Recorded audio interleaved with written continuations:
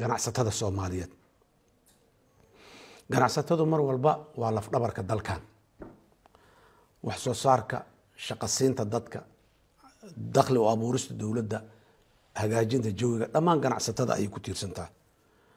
laakiin ganacsatadu intaas oo dhan waxay faa'iido u leedahay marka ay ganacsigooda wixii xuquuq ah oo dadku ay laan ilaan beledkaanaad ku ganacsanay amaankiisa dad u dhintaa maxaan ku iraahdaa nadaafadiisa dad u dhintaa maxaan ku iraahdaa waa ogtahay inta hooyo ayagoo qashin magaalada ka qaadayo nimankan khawaarijta ay bambo ku tuureen ama miino u duugan oo ku qaraxday oo ku dhimata ayagoo qashin qaadayo askariga maanta furuntiga taagan ee xuduudaha taagan maalin walba la qarxinayo oo ay ugu dambeysay kuwa saakay maqaayadii ay ka shaahayeen bambada loo dhigay maxaan ku iraahdaa degmada Dayniile ee hadda ugu dambeysay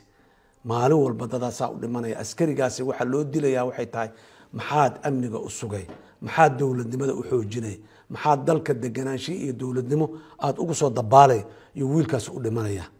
ganacsatada marka waxaan rabaa cashuurtii wiilkaas waxa yarka ah ee aan naftiisa wax u qalma aan ahayn asagu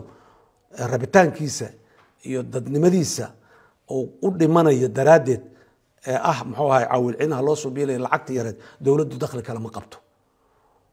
batrool nooma soo baxo warshado dawladdu leedahay nooma shaqeeyaan cashuurta yarta ee dadka Soomaaliyeed ee suuqyada ku ganacsanaya ee gabadha shaahiga gadaysa iyo ninka gaari gacanka korkiisa ku gadaya maxaan ku iraahdaa mooska iyo midka maxaan ku iraahdaa dukaanka yarka meel uga furan yahay badaacad loorka sokorta inta soo qaatay rubacaynay cashuurta laga qaado waay iyo marka u dambeysana dadka isticmaalaya adeegaas oo dhan qofka shaahiga cabaya ay ku soo dhamaato walaalayaal waxaan leenahay cashuurta hal bixiyo cashuurta 5% ah waa laga been sheegay marka koobaad waa cashuur cusub ma aha waa jiri jirtay si aad iyo aad u qaab daran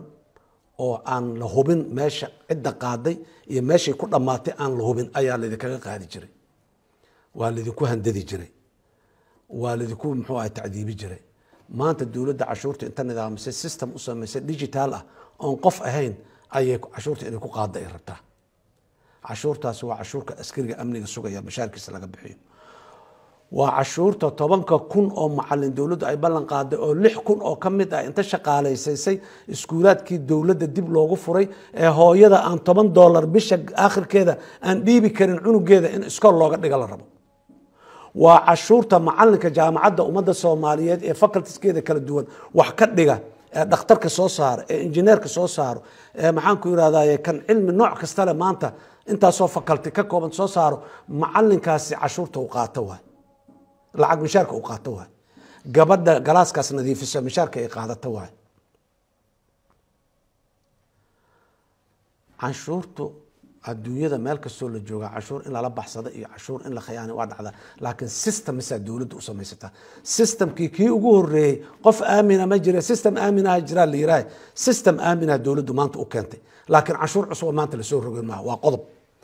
qodobka labaad nidaamka emergency-ga la yiraahdo ayaa cashuurtan lagu qaadaa nidaamka emergency-ga la yiraahdo qof license haysto oo ganacsada bas ayaa iska leh dadweynaha caadiga ma laha beena la idin sheegay dadweynow EVC da lacag lagu soo rogay markaad $100 hooyada u tuurtaa muxuu ahay laga goosanaya xagga laga waa been ganacsi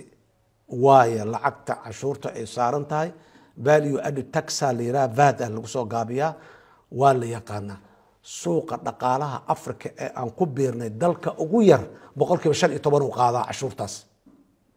annaga 5% joognaa wali gobolka geeska Afrika sidoo kale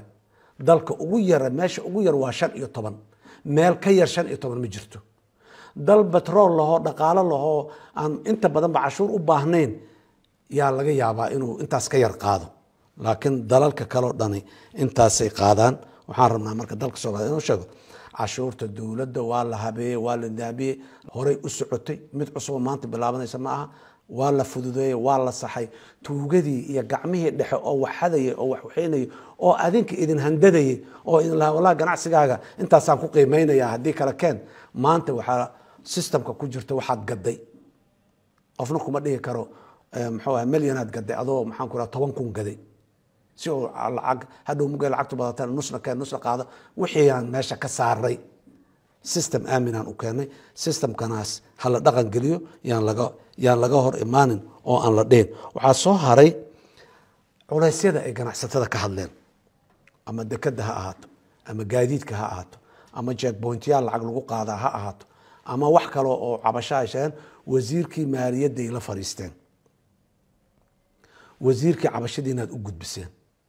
cabashada aad ka cabateen oo dhan wasaaradda maaliyadda keligeed ma khusayso hay-ada amni kuwa wasaarado kale meelo badan ay khusaysaa wasiirku inuu inta qaado hay-adihii oo dhan uu la soo fariisto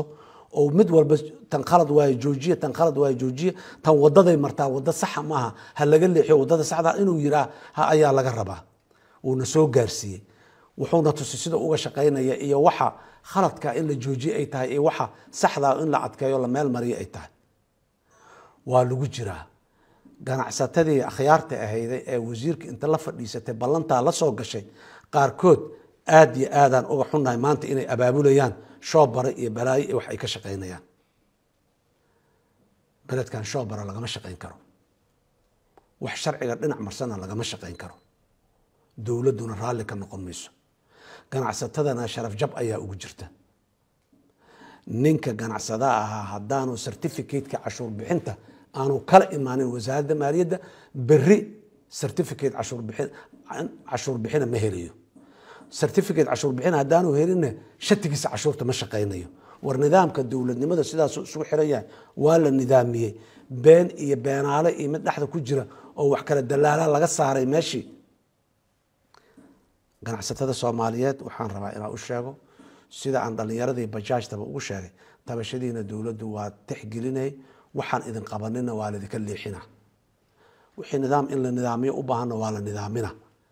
lacag adika idinka soo baxdo oo aan jeebka dowladdu ku soo dhaceyn duruuf kale oo saas labadaas meelood inaanay kalifaysaan aanay jirin waa la waxayna wixii dowladdu ay qaban kartaa adiga wixii adiku aad la qabataan oo u saxdaan oo u toosisaan